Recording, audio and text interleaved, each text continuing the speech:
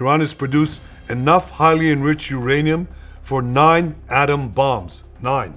Today, it is clear that Iran is just buying for time. It refuses to agree to this basic requirement of peaceful nations. That is why we have no choice but to act, and act now.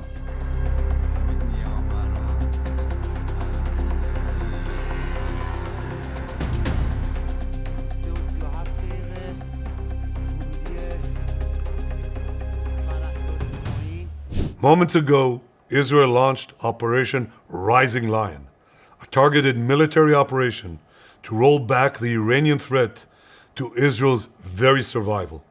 This operation will continue for as many days as it takes to remove this threat. For decades, the tyrants of Tehran have brazenly, openly called for Israel's destruction.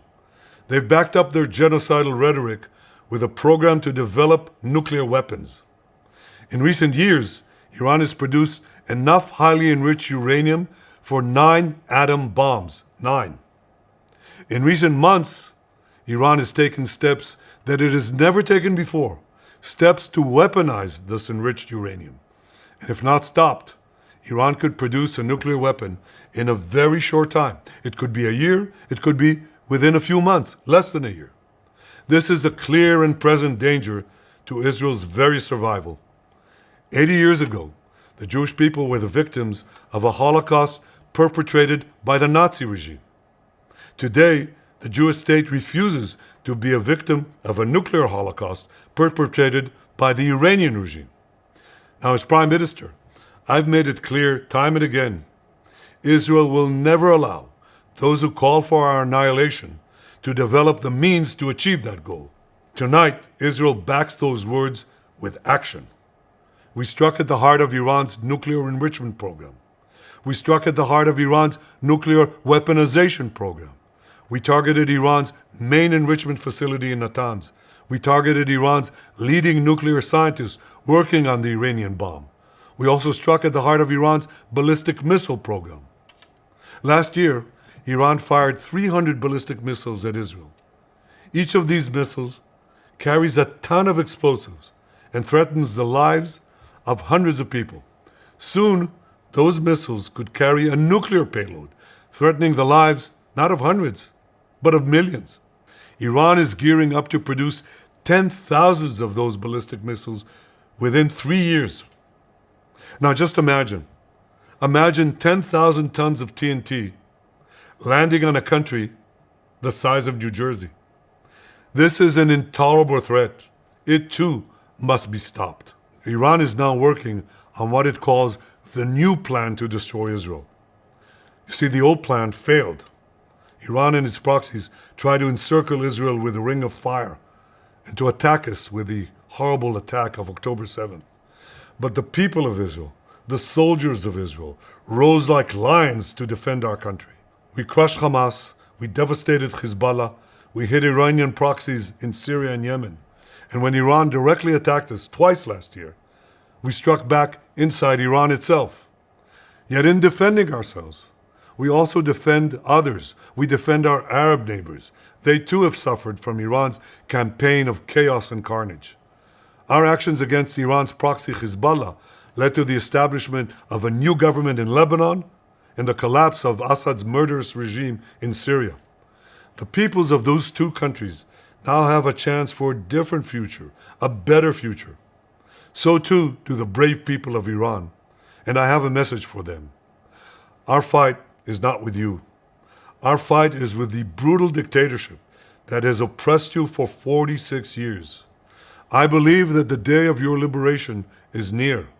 And when that happens, the great friendship between our two ancient peoples will flourish once again.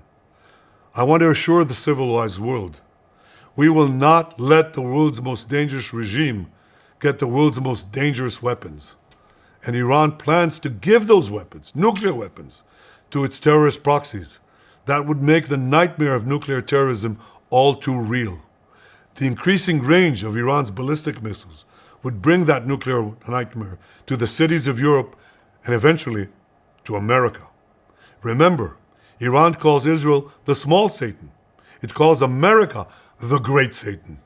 And this is why for decades, it's led millions in the chants of death to Israel and death to America. Today, Israel is responding to those genocidal calls with action and with a call of our own. Long live Israel and long live America. Our action will help make the world a much safer place. I want to thank President Trump for his leadership in confronting Iran's nuclear weapons program. He has made clear time and again that Iran cannot have a nuclear enrichment program. Today, it is clear that Iran is just buying for time. It refuses to agree to this basic requirement of peaceful nations. That is why we have no choice but to act, and act now. The hardest decision any leader has to make is to thwart a danger before it is fully materialized. Nearly a century ago, facing the Nazis, a generation of leaders failed to act in time. They were paralyzed by the horrors of World War I. They were determined to avoid war at all costs, and they got the worst war ever. They adopted a policy of appeasement. They closed their eyes and ears to all the warning signs. That failure to act resulted in World War II, the deadliest war in history. It claimed the lives of 60 million, including 6 million Jews, a third of my people. After that war, the Jewish people and the Jewish state vowed never again. Well, never again is now. Today, Israel has shown that we have learned the lessons of history. When enemies vow to destroy you, believe them. When enemies build weapons of mass death, stop them. As the Bible teaches us, when someone comes to kill you, rise and act first.